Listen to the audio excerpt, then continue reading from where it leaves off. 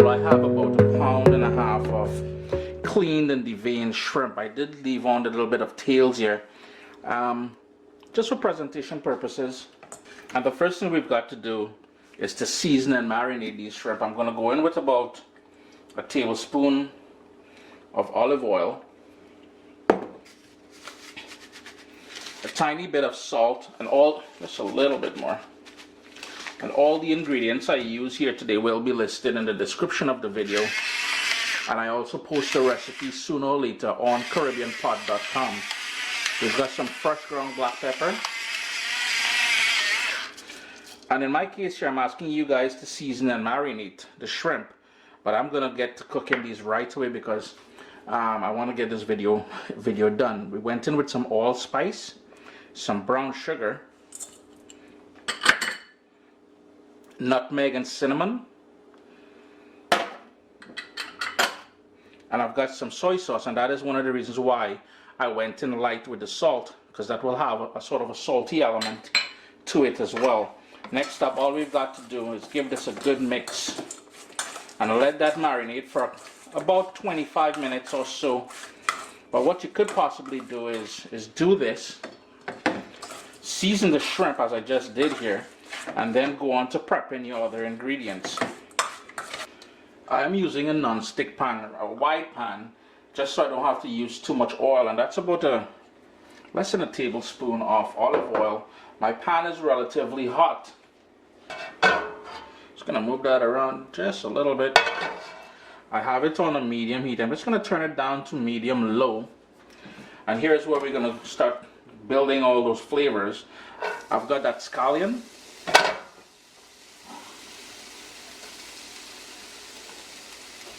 along with the fresh thyme.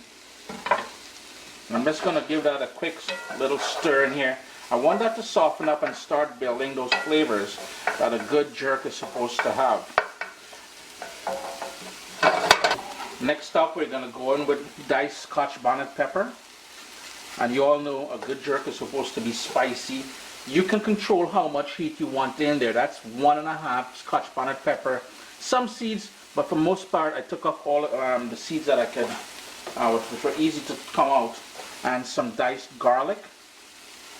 Now here's the thing, I understand that, and it is very clear, we're just replicating the flavors of jerk in here. This is not traditional jerk. Traditional jerk is done over pimento wood. You know, we got smoke and we got fire and stuff like that. But this is a lovely way to enjoy those flavors without the smoke, using your stovetop and shrimp, something that can be a little bit tricky to cook because it cooks so fast. I'm just going to turn my heat down because I don't want the garlic to burn, and I'm going to go in with some freshly grated ginger.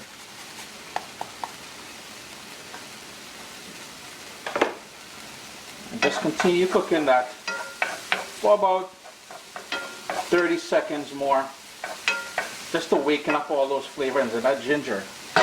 Man, you can already smell it coming through. Now here's where you're gonna start by adding the seasoned shrimp, and I'm gonna crank up my heat back to medium because I don't want the shrimp to overcook.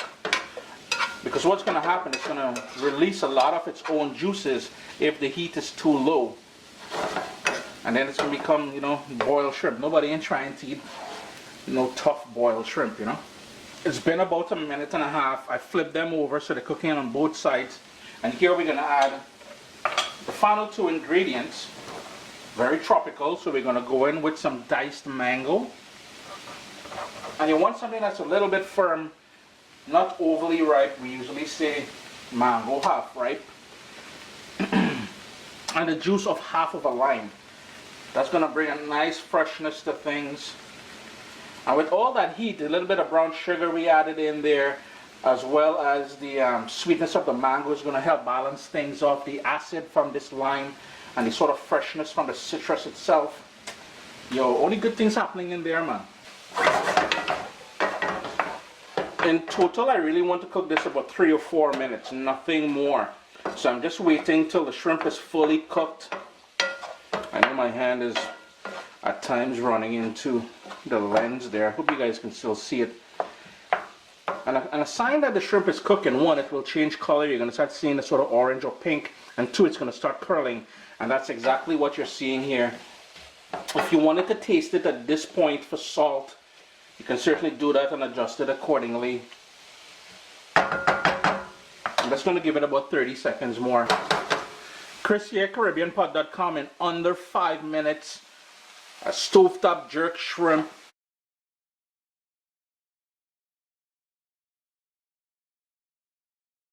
Steamed jerk fish. We got plantain as well too. A complete meal right there. Stay tuned, you're gonna love this one, man.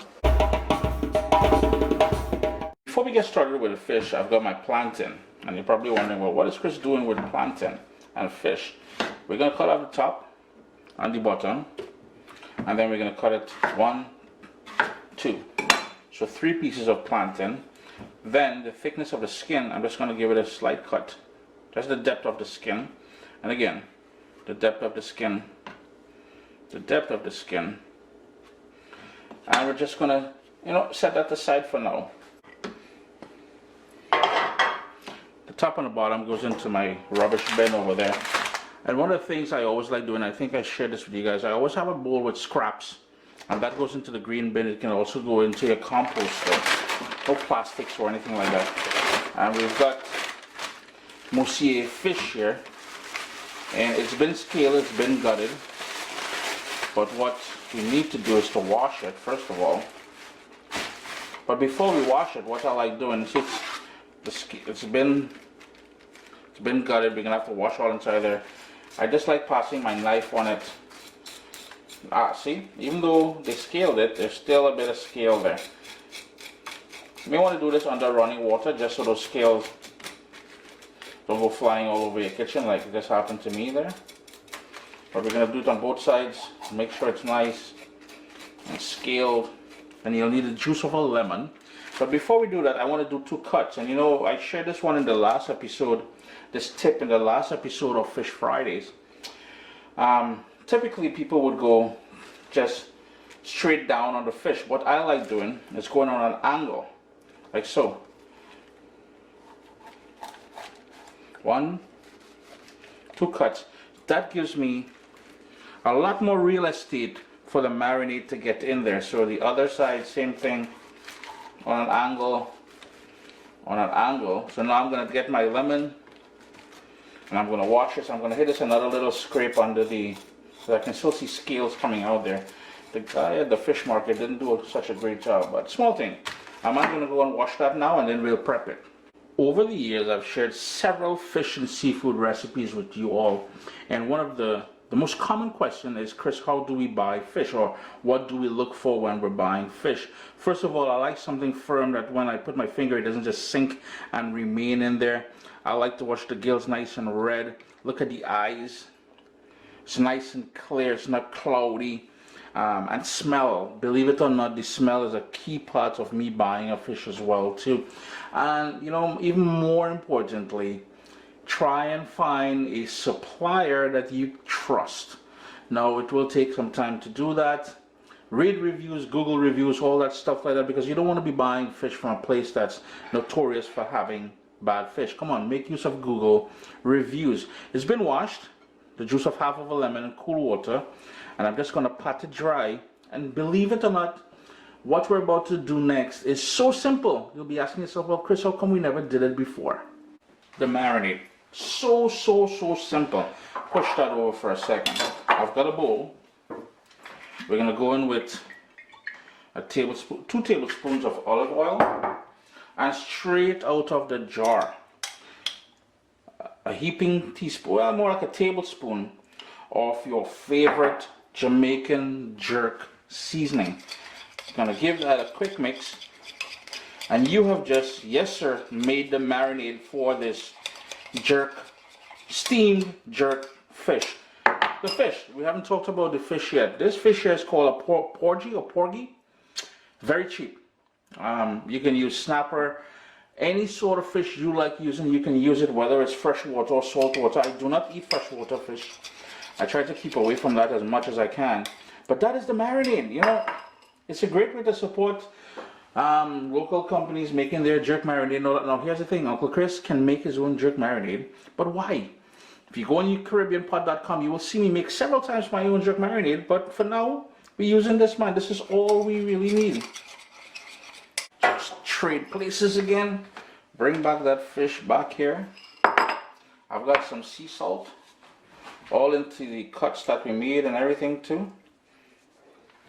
Plus into the cavity of the fish on the other side. Now do keep in mind, whatever jerk marinade that you use will have a ton of salt already, may have a ton of salt already on it, so be mindful of that. Some fresh ground black pepper up in here as well, over here as well. And remember, we're doing jerk, so it will be spicy, so you don't necessarily need to use a lot of that black pepper.